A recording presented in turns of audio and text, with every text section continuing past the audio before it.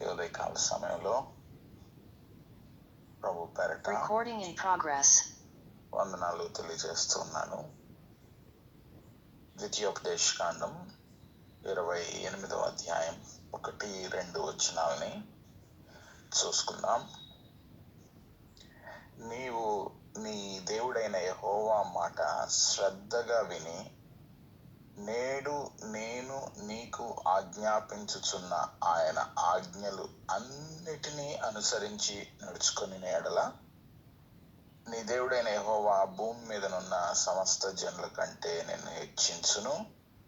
నీ దేవుడైన యెహోవా మాట వినిన ఎడల ఈ దీవెనలన్నీ నీ మీదికి వచ్చి నీకు ప్రాప్తించును. ప్రార్థన చేసుకుందాం.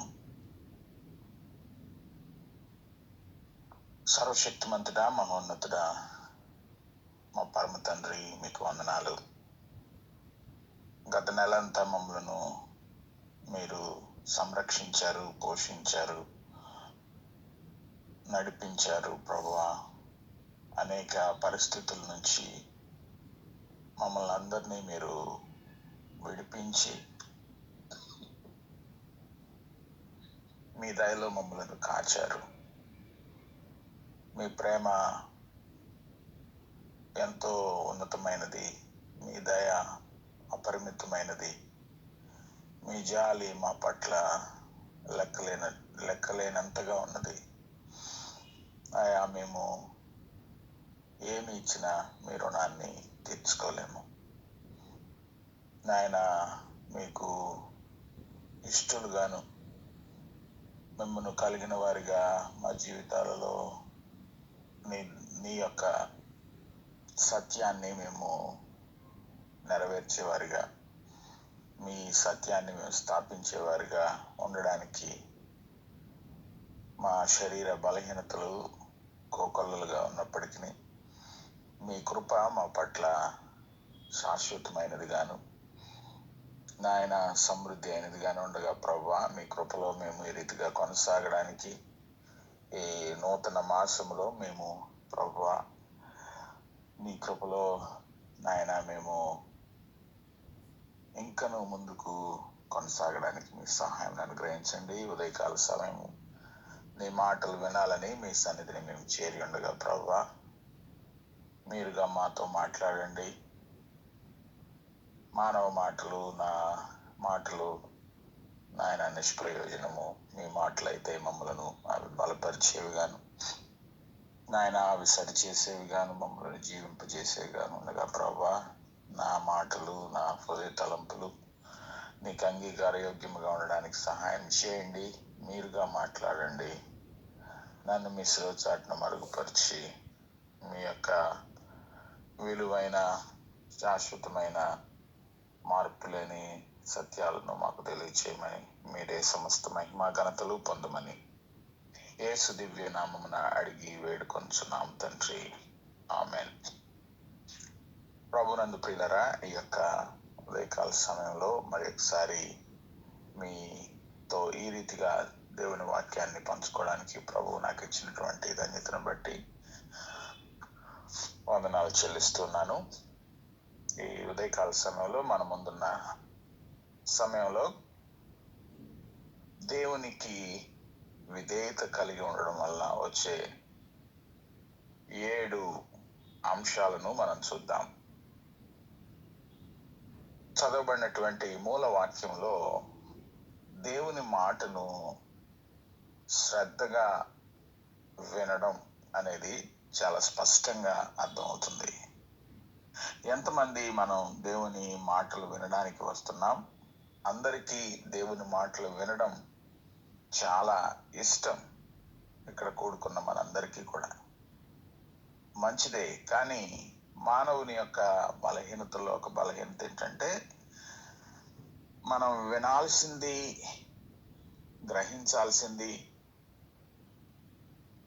గ్రహించిన ఆ మాటలను హృదయంలోని భద్రపరుచుకోవడం ఒక ఎత్తు అయితే, విన్న మాటలను ఆచరణలో అనుభవపూర్వకంగా ప్రభు కొరకు జీవించడం మరో ఎత్తు. మొదటి అంశం తేలిగ్గానే చేయొచ్చేమో, కానీ రెండవ భాగం అంటే వినిన సత్యాన్ని క్రమంగా దేవుని యొక్క సహాయంతో మనం దాన్ని నిర్వర్తించడం అనేది చాలా శ్రమతో కూడుకున్నది. అది మనం మన దీక్షతో, సంకల్పంతో మనం చేసినప్పుడు మాత్రమే అది సాధ్యం అవుతుంది. అందుకనే ఇప్పుడు చదవబడిన వాక్య భాగంలో మనం చూస్తే దేవుడు మనతో ప్రతిదినము మాట్లాడడానికి సిద్ధంగా ఉన్నాడు అన్న సత్యం మనకు బోధపడుతుంది. చూచారా, మొదటి వచనంలో నీవు నీ దేవుడైన యెహోవా మాట శ్రద్ధగా విని నేడు నీకు ఆజ్ఞాపించుచున్నా. అంటే ప్రతి దినం కూడా ప్రభు మనతో మాట్లాడటమే కాదు, ఆయన మనకు కొన్ని ఆజ్ఞలు ఇస్తూ ఉంటాడు. ఆ ఆజ్ఞలు కొన్నిటిని కాదు కానీ అన్నిటినీ అనుసరించి నడుచుకోవలసినటువంటి బాధ్యత మన మీద ఉంది. అప్పుడు మాత్రమే ప్రభు నుంచి మనం దీవెనలు, ఆశీర్వాదాలు పొందుకోగలం. అనేక సార్లు ఈ మాట మీతో చెప్తూ వచ్చాను, మరలా మీకు జ్ఞాపకం చేస్తాను. ప్రభు ఎక్కడ మనకు ఒక వాగ్దానాన్ని ఆయన ఇస్తున్నా ఆ వాగ్దానం వెనుక ఒక షరత్ అనేది ఉంటుంది. ఎప్పుడైతే ఆ కండిషన్ని, ఆ ప్రభువు చెప్పినటువంటి ఆ ఆజ్ఞని, ఆ షరతుని, ఆ రూల్ని, ఆ కమాండ్మెంట్ని మనం పాటిస్తామో అప్పుడు మాత్రమే ఆ వాగ్దానపు ఆశీర్వాదాలు మనం స్వతంత్రించుకోవడానికి సాధ్యం అవుతుంది. మరి మన యొక్క జీవితంలో ప్రభు మాటని శ్రద్ధగా వినడం నేర్చుకున్నామా? శ్రద్ధగా వినడం నేర్చుకున్న మనం వాటిని అనుసరించడం సాధ్యం అవుతుందా? లూకా సువార్త 5వ అధ్యాయం 3వ వచనానికి వెళ్ళినట్లయితే ఇక్కడ యేసుక్రీస్తు ప్రభు వారు ఆయన చేసిన అద్భుతాల్లో ఒక అద్భుతాన్ని మనం చూస్తున్నాం. 3వ వచనంలో ఆయన ఆ దోణెలలో సీమోనుడైన ఒక దోణె ఎక్కి దరి నుండి కొంచెము త్రోయమని అతనిని అడిగి కూర్చుండి దోణిలో నుండి జన సమూహములకు బోధించుచుండెను. చూడండి, మనందరికీ ఈ సందర్భం తెలుసు. ఆయన గెన్నెసరతు సరస్సు తీరంలో ఉన్నప్పుడు జన సమూహాలు కోకలులుగా ప్రభు మాటలు వినాలని ఆయన ఎద్దుకు వచ్చారు. జాగ్రత్తగా గమనించండి, అక్కడ ప్రభు 2 దోణెలు చూచారు. అప్పటికే జాలర్లు వాటిలో నుండి తమ దిగి వలలు శుభ్రం చేసుకుంటున్నారు. కానీ ఆ ఉన్న 2 దోణెల్లో సీమోనుదైన దోణెను ఆయన ఎక్కడమే కాదు, దాన్ని దరి నుంచి కొంచెం త్రోయమన్నారు.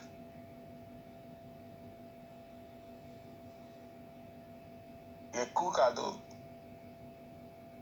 లేదా అవతల ఒడ్డునకు కాదు, కానీ కొంచెం కొన్ని అడుగులు ఆయన తొయ్యమని అడిగారు. వారున్న పరిస్థితి నుంచి, వారున్న ప్రదేశం నుంచి, సౌకర్యవంతంగా వారు చేస్తున్న పని నుంచి ప్రభువు కొంచెం ముందుకు వెళ్ళమన్నారు.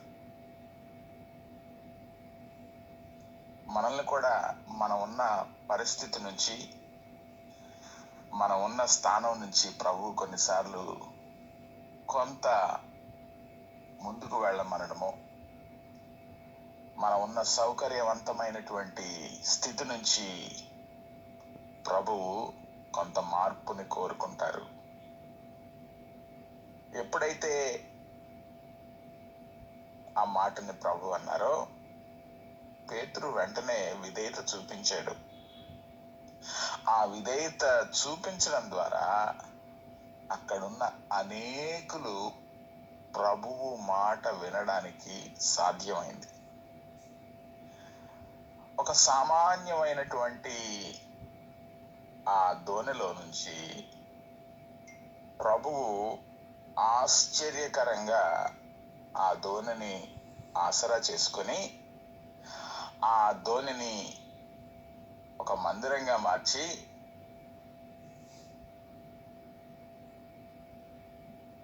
ఆయన అనేకులకు సువార్తను బోధించారు.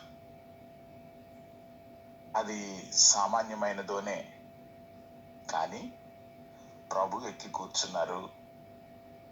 అనేకులకు అది ఆసరాగాను దేవుని యొక్క జీవవాక్కులు పంచడానికి ఒక వేదికగా తయారైంది. ఈ దినపు మొదటి ప్రశ్న ఏంటంటే, మనం ప్రభువు అడుగుతున్నటువంటి ఆ కొంచెం చర్యను, ఆ చిన్న పనిని విధేయతతో చేయగలగడానికి సిద్ధంగా ఉన్నామా, లేదా ఎందుకు ప్రభువా అని అడుగుతున్నామా? నీవు ఎక్కడున్నావో దేవుడు కొద్ది అడుగులు దూరం నిన్ను ఒకవేళ ఆ డిస్ప్లేస్మెంట్ లేదా నిన్ను ముందుకు వెళ్ళమనడం, ప్రక్కకు జరగమనడం జరుగుతుంది. నీవు దాన్ని గమనిస్తున్నావా? ఎక్కడ విధేయత ఆగిపోతుందంటే, విధేయత ఎక్కడ చూపించలేమంటే, మానవ జ్ఞానాన్ని ఆధారం చేసుకొని ఇది ఇలా ఎందుకు చేయాలి అని మనం కారణాలు వెతుకుతూ ఉన్నట్లయితే విధేయత చూపించడానికి అవకాశం లేదు. ఈ 5వ అధ్యాయం 5వ వచనంలో చూడండి, ఇక్కడ పేతురు మాట్లాడుతున్నాడు. పేతురు తన సంబోధనను మనం చూచినట్లయితే, సీమోను అంటున్నాడు, ఏలినవాడా, రాత్రంతయు మేము ప్రయాసపడితిమి గాని మాకు ఏమీ దొరకలేదు. అయినను నీ మాట చొప్పున వలలు వేతుమని ఆయనతో చెప్పెను. రాత్రంతా శ్రమ పడ్డారు, ఏమీ దొరకలేదు. కానీ నువ్వు ఒక మాట చెప్తున్నావు. నీ మాటని, నీ ఆలోచనని, నీ ఆజ్ఞని మేము పాటిస్తాం. నిజానికి ప్రభు వచ్చినటువంటి సమయం ఉదయకాల సమయం. రాత్రంతా వాళ్ళు శ్రమ పడ్డారు. చూడండి, చేపలు పట్టే జాలర్లు ఎవరైనా కానీ, ఎక్కడైనా కానీ, అది ఏ కాలమైనా, ఏ దేశమైనా, జాలర్లు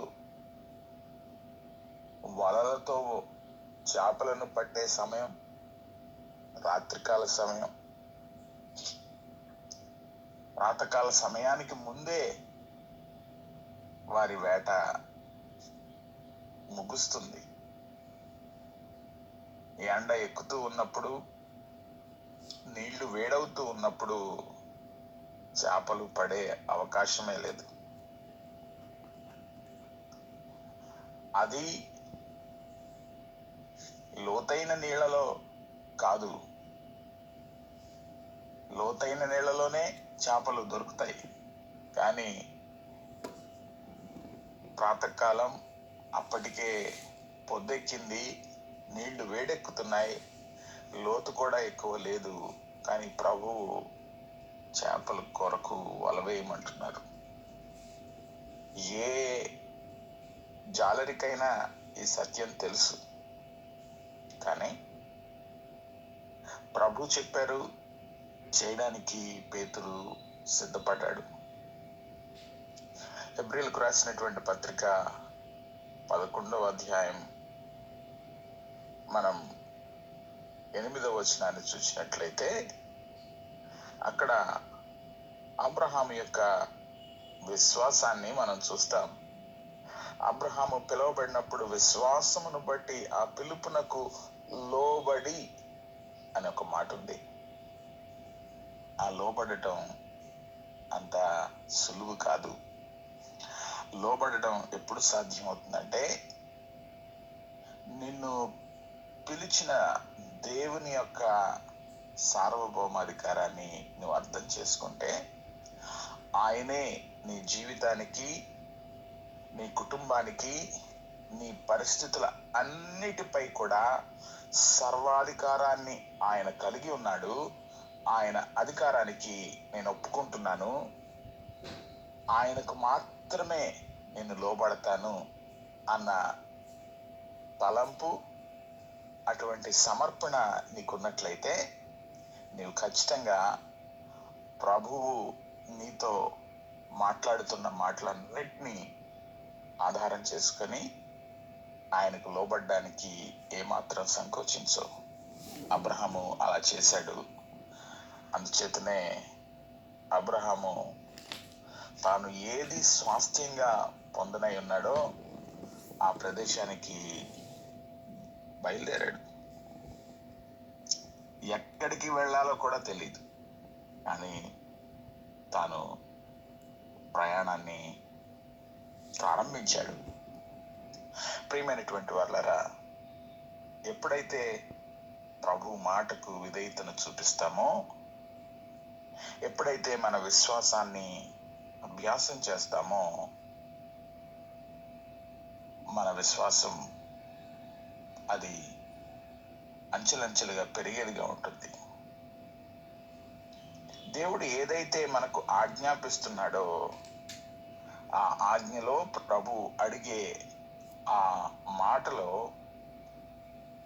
మన అనుభవం, మనకున్న గొప్పదైన నిష్ణాత, మన భావాలు, వీటన్నిటినీ కూడా మనం ప్రభు యొక్క సార్వభౌమాధికారాన్ని క్రింద మనం తల వంచాల్సిందే. మనకున్నటువంటి గొప్పదైన చదువు, పట్టం, ఇవన్నీ కూడా ఏవి మనకు ఆసరాకు రావు. మనం చేయవలసిందల్లా ఆయన అధికారానికి లోబడ్డమే. విశ్వాసం ఉన్నప్పుడు ప్రశ్నలు ఉండవు. విశ్వాసం ఉన్నప్పుడు ప్రశ్నలకు తావు లేదు. మూడవదిగా మనం చూసినట్లయితే ఇందాక మూలవాక్యంగా మనం చదువుకున్నటువంటి ద్వితీయోపదేశకాండం 1-2 వచనాల్లో మనం చూస్తే ఎప్పుడైతే విధేయత ఉంటుందో మనం భక్తిని చేసేవారిగా ఉంటాము. భక్తిని చేస్తూ ప్రతిఫలాన్ని ఆశించకుండా చేస్తాం. ఆయన జనముల కంటే హెచ్చుగా ఆయన ఉంచుతానన్నాడు. ఆ యొక్క దేవుని దీవెనలు పట్టజాలనవిగా ఆయన ఇస్తానన్నాడు. కానీ మనం చేయాల్సింది ఏంటంటే ఆయన మాటను శ్రద్ధగా వినాలి. ఆయన మాటను శ్రద్ధగా వినాలి. ఈ విధేయతకు ఉన్న విధేయత యొక్క ఆశ ఏంటంటే దేవుని యొక్క వాక్యానుసారంగా మనం ఆలోచించాలి తప్పించి భౌతికమైన లెక్కలు లేదా జనరల్ రీజనింగ్ తో ఒకవేళ మనం ఆలోచిస్తే ఆ పనులు ఏమీ జరగవు. అందుకనే యోహాను సువార్త 14వ అధ్యాయం 15వ వచనంలో చూసినట్లయితే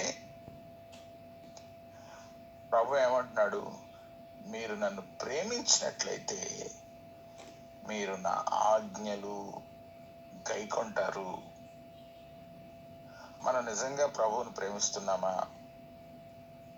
ప్రభువుని ప్రేమించే వారిగా ఉన్నట్లయితే ఆయన ఆజ్ఞల్ని మనం తెలుసుకున్నామా? ఆయన ఆజ్ఞల్ని మనం తెలుసుకున్నట్లయితే వాటిని చేయడానికి మనం సిద్ధంగా ఉన్నామా? ప్రియమైనటువంటి వాళ్ళారా, ఈ ఉదయకాల సమయంలో ప్రభువు మాట వినడం మనం నేర్చుకున్నామా? ఆయన అంటున్నాడు కదా, మీరు నన్ను ప్రేమించిన ఎడల, ఇంగ్లీష్ లో అయితే చాలా చక్కగా ఉంది, if you love me you will keep my commandments. అది ప్రేమిస్తే తప్పక ఆయన ఆజ్ఞల్ని పాటిస్తాం.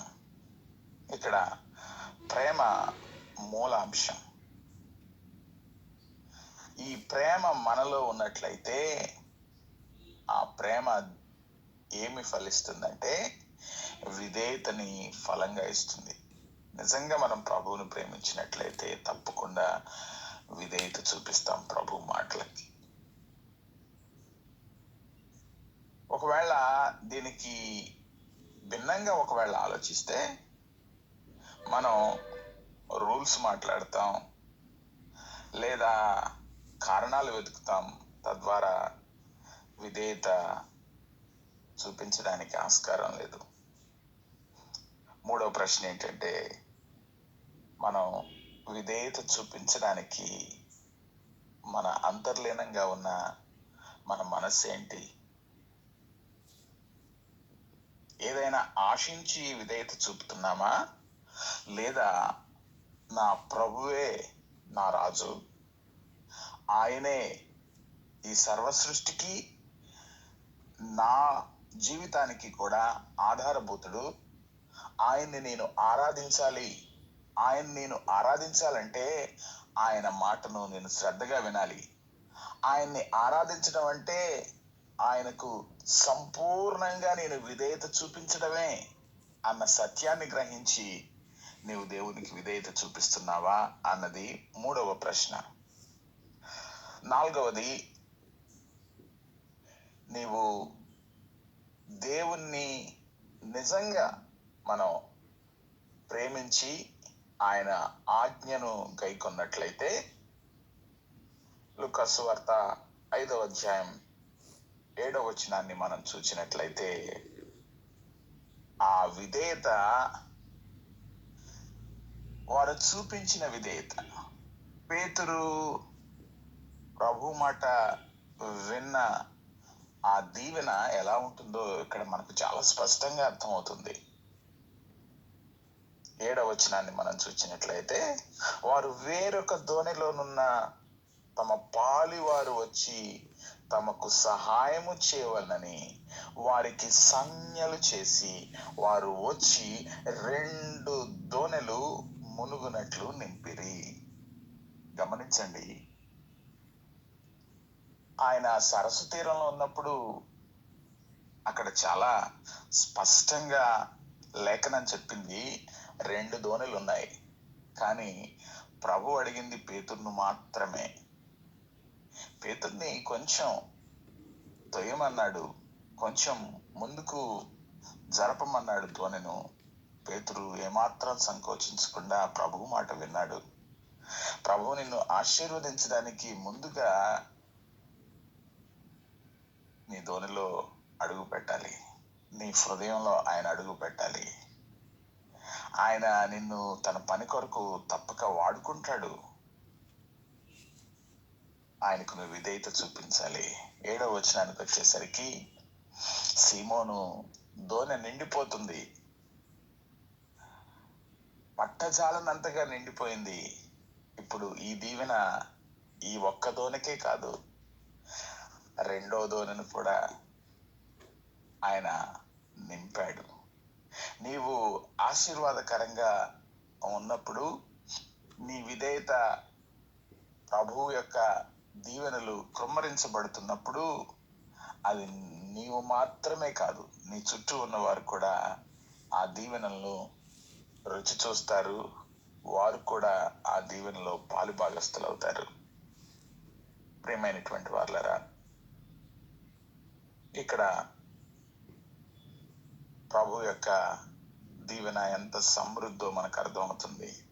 అందుకనే ఆదికాండం 12వ అధ్యాయం 2వ వచనంలో చూసినట్లయితే, నేను నిన్ను ఆశీర్వదిస్తాను, నిన్ను అనేక జనములకు ఆశీర్వాద కారణంగా ఉంచుతాను అనే ప్రభు దేవుడు ఇచ్చినటువంటి వాగ్దానం ఆదాము యొక్క జీవితంలో ఆయన ఎంత ఖచ్చితంగా ఆయన చెప్తున్నారో చూడండి.